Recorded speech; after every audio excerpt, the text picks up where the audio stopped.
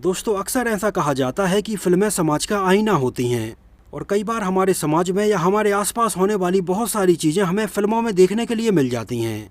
लेकिन कई बार इसके बिल्कुल अपोजिट भी होता है कि हम जो चीज़ें फिल्मों में देखते हैं या नोटिस करते हैं वो आगे चलकर हमें अपने समाज में या हमारे आसपास ही देखने के लिए मिल जाती हैं। तो कहने का मतलब ये है कि कई बार हमारी जो फिल्में हैं वो समाज से इन्फ्लुएंस होती हैं और कई बार हमारा समाज भी फिल्मों से इन्फ्लुएंस होता है। तो आज के अपने इस बेहद ही रोचक वीडियो में हम बात करने वाले हैं ऐसी फिल्म के बारे में जिसका इम्पैक्ट और फ़र्क समाज के ऊपर पड़ा और फिल्म रिलीज होने के बाद बहुत सारी चीज़ें हमें समाज में देखने के लिए मिली। ये फिल्म थी सुपरस्टार महेश बाबू की भारत आने नैनू, जिसके एक सीन में हमें दिखाया जाता है कि कैसे महेश बाबू ट्रैफिक नियमों को तोड़ने पर बहुत ज़्यादा फाइन लगा देते हैं।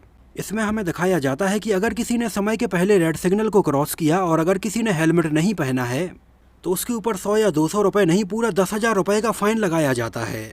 ये इतना ज़्यादा फाइन इसलिए लगाया जाता है कि लोग इस चीज़ से डरने लगें और आगे इसका बहुत अच्छे से ध्यान रखें। फिल्म रिलीज होने के बाद रियल में हमारे ट्रैफिक नियमों में बहुत सारे बदलाव किए गए, फ़ाइन बहुत ज़्यादा बढ़ाया गया और ये फ़ाइन कई लोगों को रियल में भरना भी पड़ा था। तो पहले हम डिटेल से बात करते हैं कि फिल्म भारत आने नैनू कहानी का आइडिया कहाँ से आया था और ये फिल्म कैसे बनी थी, और बाद में हम डिटेल में देखेंगे कि इसमें दिखाई गई चीज़ों का कितना फ़र्क हमारे ऊपर रियल में पड़ा है। भारत आने नैनू एक पॉलिटिकल ड्रामा फिल्म थी जिसको ओरिजिनली 20 अप्रैल सन 2018 को तेलुगु भाषा में रिलीज किया गया था और आगे चलकर सन 2018 में ही इसके 1 महीने बाद इसके तमिल वर्जन को भी रिलीज किया गया था और बाद में आगे चलकर इसके लगभग 7 महीने बाद इसके हिंदी डब वर्जन को डैशिंग सीएम भरत के नाम से रिलीज किया गया था, जहां पर यह फिल्म हिंदी डब वर्जन में भी सन 2018 में कुछ सिलेक्टेड थिएटर्स में रिलीज हुई थी। हालांकि उस टाइम पर इसके हिंदी डब वर्जन का प्रमोशन उतना ज़्यादा नहीं किया गया था, इस वजह से बहुत ही कम लोगों ने ये फिल्म सिनेमा घरों में देखी थी। लेकिन इसके कुछ समय बाद जब ये फिल्म यूट्यूब पर रिलीज की गई तो बहुत सारे लोगों ने इसको देखा और बहुत पसंद किया। फिल्म को डायरेक्ट किया था कोर्टाला शिवा ने, जो कि इसके पहले भी सन 2015 में महेश बाबू के साथ में श्रीमंथडू जैसी एक ब्लॉकबस्टर फिल्म बना चुके थे, जो भी लोगों को बहुत ज़्यादा पसंद आई थी, जिसके भी हिंदी डब वर्जन को आगे चलकर द रियल तेवर के नाम से रिलीज किया गया था। और इसके अलावा भी डायरेक्टर कोर्टाला शिवा ने प्रभास के साथ में फिल्म मिर्ची बनाई थी और मोहनलाल सर और जूनियर एनटीआर के साथ में फिल्म जनता गैराज बनाई थी। फिल्म की कहानी भी कोर्टाला शिवा की थी और बेहतरीन सिनेमेटोग्राफी थी रवि के चंद्रन और टिर्रू की, और म्यूजिक दिया था डीएसपी यानी देवी श्री प्रसाद ने। और उस टाइम पर इसके गानों को भी लोगों ने काफ़ी पसंद किया था। इसके गानों में से एक गाने आई डोंट नो की खास बात ये थी कि इसको फरहान अख्तर ने गाया था और ये ऐसा पहली बार था जब फरहान अख्तर ने किसी साउथ इंडियन फिल्म के लिए गाना गाया था।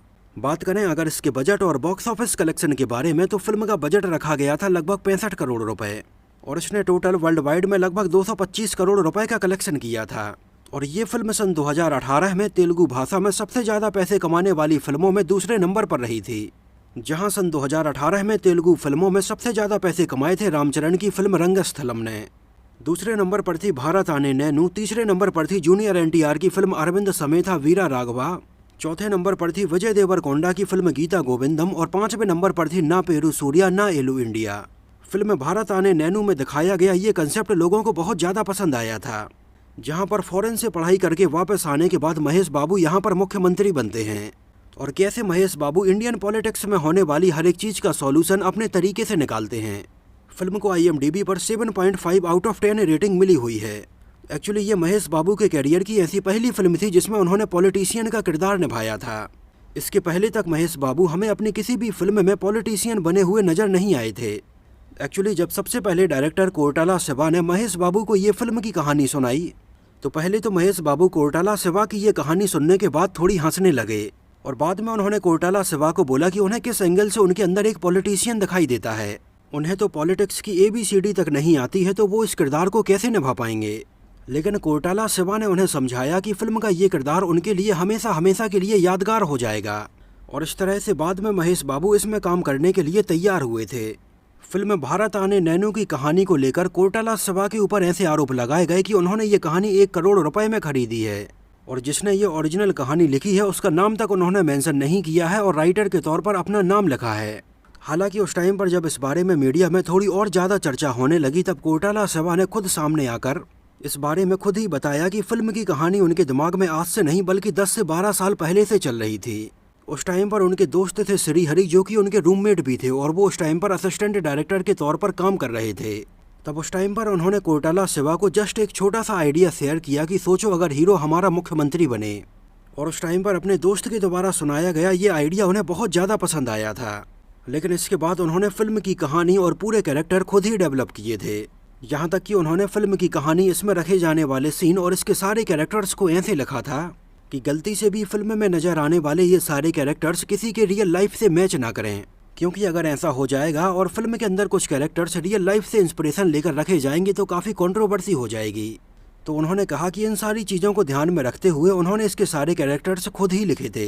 और पॉलिटिक्स के ऊपर फिल्म बनाने का ख्याल उनके दिमाग में इसलिए आया कि आज के टाइम पर छोटे छोटे गाँव से लेकर शहरों तक लोग पॉलिटिक्स की ही बातें करते हैं और लोगों को इस बारे में बहुत ज़्यादा रुचि है कि कौन सा मंत्री मिनिस्टर आखिर क्या कर रहा है। फिल्म की कहानी में उन्होंने उस टाइम का आंध्र प्रदेश दिखाया है जब ये तेलंगाना से अलग नहीं हुआ था। महेश बाबू ने बताया कि इस किरदार को तैयार करने के लिए उनके पास पहले कोई रेफरेंस पॉइंट नहीं था, तो इसके लिए महेश बाबू ने अपने ब्रदर इन लॉ जयदेव गल्ला से इंस्पिरेशन लिया था, जो कि खुद एक जाने माने इंडस्ट्रियलिस्ट और पॉलिटिशियन हैं। और महेश बाबू ने फिल्म के इस किरदार को तैयार करने के लिए जयदेव गल्ला से ही इंस्पिरेशन ली थी। इसके अलावा फिल्म का एक बहुत ही यादगार सीन था जहां पर पार्लियामेंट में महेश बाबू को एक बहुत लंबी स्पीच देनी थी। इसकी लंबाई उस टाइम पर लगभग 13 मिनट के आसपास थी, जिसके लिए उस टाइम पर महेश बाबू ने कोर्टाला शिवा को ये सजेस्ट किया कि हम इस स्पीच को एक ही शॉट में कंप्लीट करेंगे। हालांकि इतने लंबे शूट को एक ही टेक में कंप्लीट करना काफ़ी चैलेंजिंग होता है, क्योंकि इसके लिए हर एक चीज़ बिल्कुल परफेक्ट होनी चाहिए, आपको पूरे डायलॉग्स याद होने चाहिए और सबके रिएक्शन भी बिल्कुल अच्छे होने चाहिए, क्योंकि अगर किसी से भी जरा सी भी गलती होती है तो पूरे शॉट को दोबारा से लेना पड़ेगा। और सबसे इंटरेस्टिंग बात तो ये है कि महेश बाबू को जहाँ इतनी लंबी स्पीच देनी थी, लेकिन क्या आप महेश बाबू के बारे में ये बात जानते हैं कि तेलुगु फिल्मों में काम करने के बावजूद भी महेश बाबू को तेलुगु पढ़ना और लिखना नहीं आती है। उन्हें केवल और केवल तेलुगु सुनना और बोलना ही आती है। और महेश बाबू ने अभी तक अपने कैरियर में जितनी भी फिल्में की या आगे भी जो फिल्में कर रहे हैं, उन सारी ही फिल्मों के लिए सीन्स या डायलॉग्स महेश बाबू कभी पढ़ते नहीं हैं, बल्कि इसको किसी और से सुनते हैं और उसको दोबारा से फिल्म में बोलते हैं। हालांकि उन्हें तेलुगु बोलना और समझना तो बहुत अच्छे से आती है। तो यहाँ पर फिल्म भारत आने नैनू में इस असेंबली वाले सीन को भी केवल 1 टेक में ही शूट किया गया था। और इसके लिए पहले महेश बाबू ने पूरे शांत मन से और एकाग्र होकर ये पूरे डायलॉग्स सुने और इनको दोबारा बोला। हालांकि फिल्म के अंदर दिखाए जाने वाला ये पार्लियामेंट का सीन पूरा 1 टेक सीन नहीं रखा गया था। इसमें हमें महेश बाबू के अलावा बीच बीच में कई लोगों के रिएक्शन भी देखने के लिए मिलते हैं, लेकिन इस सीन को महेश बाबू ने 1 टेक में ही फिल्माया था। और महेश बाबू के द्वारा 1 टेक में कंप्लीट किए गए इन सीन्स को फिल्म के रिलीज होने के बाद यूट्यूब पर रिलीज किया गया था। फिल्म में हमें अपोजिशन पार्टी के लीडर बने हुए देवराज भी नजर आए थे। एक्चुअली देवराज हमें पहले बहुत सारी तेलुगु फिल्मों में नजर आए हैं, लेकिन लास्ट टाइम वो हमें सन 2007 में आई गोपीचंद की फिल्म लक्ष्यम में नजर आए थे। और बाद में इसके लगभग 11 साल बाद वो हमें फिल्म भारत आने नैनू में नजर आए थे। और इन 11 साल के अंतराल में उन्होंने किसी और तेलुगु फिल्म में काम नहीं किया था। इसके अलावा इसमें हमें महेश बाबू के अपोजिट कियारा आडवाणी भी नजर आई थी, जो फिल्म के अंदर बहुत ही खूबसूरत लगी थी और ये उनकी तेलुगु डेब्यू फिल्म थी। फिल्म का एक सीन था जहां पर महेश बाबू ट्रैफिक सिग्नल तोड़ने वाले और रेड लाइट को क्रॉस करने वाले लोगों के ऊपर 200 या 250 रुपये से फाइन बढ़ाकर सीधे 10,000 रुपये कर देते हैं। एक्चुअली ये फिल्म रिलीज हुई थी सन 2018 में और फिल्म के इस कंसेप्ट को लोगों ने काफ़ी पसंद किया था। और आगे चलकर फिल्म के रिलीज होने के लगभग 1 साल बाद सन 2019 में नई ट्रैफिक पॉलिसी लागू हुई, तो वहां पर भी रेड सिग्नल क्रॉस करने वालों के ऊपर और बिना हेलमेट वालों के ऊपर बहुत ज़्यादा फाइन लगाया गया। मतलब जैसा कि फिल्म में दिखाया जाता है कि लोगों को इतना ज़्यादा फाइन भरना पड़ता है। सन 2019 में ट्रैफिक नियमों में ऐसा बिल्कुल रियल लाइफ में होने लगा था। और इस तरह का पहला चालान कटा था गुरुग्राम में, जहां पर एक आदमी बिना हेलमेट के बाइक से जा रहा था। तब उस टाइम पर उसके ऊपर लगभग 30,000 रुपये का फाइन लगाया गया था। और जब हेलमेट न लगाए जाने को लेकर इतना ज़्यादा फाइन युवक के ऊपर लगाया गया, तब उस टाइम पर मीडिया ने इसे कवर भी किया था।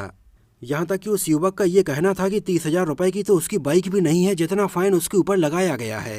23,000 रुपये का सर, जिस 23,000 रुपये का चलाना है और स्कूटी की वैल्यू 15,000 रुपये सर। इसी तरह से एक ऑटो चालक के ऊपर भी एक रेड सिग्नल को क्रॉस करने के बाद लगभग 30,000 रुपये का फाइन लगाया गया था, जिस बारे में भी ऑटो वाले का ये कहना था कि इतनी कमाई तो उसकी लगभग 15 से 20 दिनों में नहीं हो पाती है और इतना ज़्यादा फाइन अगर वो भरेगा तो वो तो बर्बाद ही हो जाएगा। उस टाइम पर नए ट्रैफिक नियमों में बदलाव के बाद ऐसे और भी कई केस सामने आए थे, जिनके बारे में रियल लाइफ में देखने के बाद लोगों का ये कहना था कि गवर्नमेंट ने इन सारी चीज़ों को भारत आने नैनू से लिया है। और शायद ऐसा लगता है कि ट्रैफिक नियम बनाने के पहले उन लोगों ने महेश बाबू की ये फिल्म जरूर देखी है। हालांकि इसके रिलीज होने के पहले ऐसा अनुमान लगाया जा रहा था कि ये फिल्म शायद वैसी ही होगी जैसे कि शायद सन 2001 में एस शंकर ने नायक के नाम से फिल्म बनाई थी।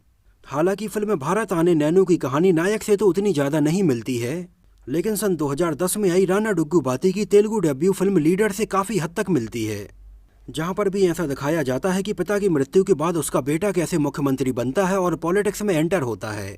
सन 2018 में महेश बाबू की फिल्म भारत आने नैनू के बाद सन 2019 में सलमान खान बॉलीवुड में भारत के नाम से एक फिल्म बना रहे थे। तब उस टाइम पर इन दोनों ही फिल्मों के सिमिलर टाइटल को देखकर लोगों का ऐसा कहना था कि शायद सलमान खान की फिल्म भारत महेश बाबू की ही फिल्म भारत आने नैनू का रीमेक होगी, क्योंकि इसके पहले भी सलमान खान महेश बाबू की फिल्म पोकरी का रीमेक वांटेड के नाम से बना चुके हैं, लेकिन सलमान खान की फिल्म भारत इसका रीमेक नहीं थी।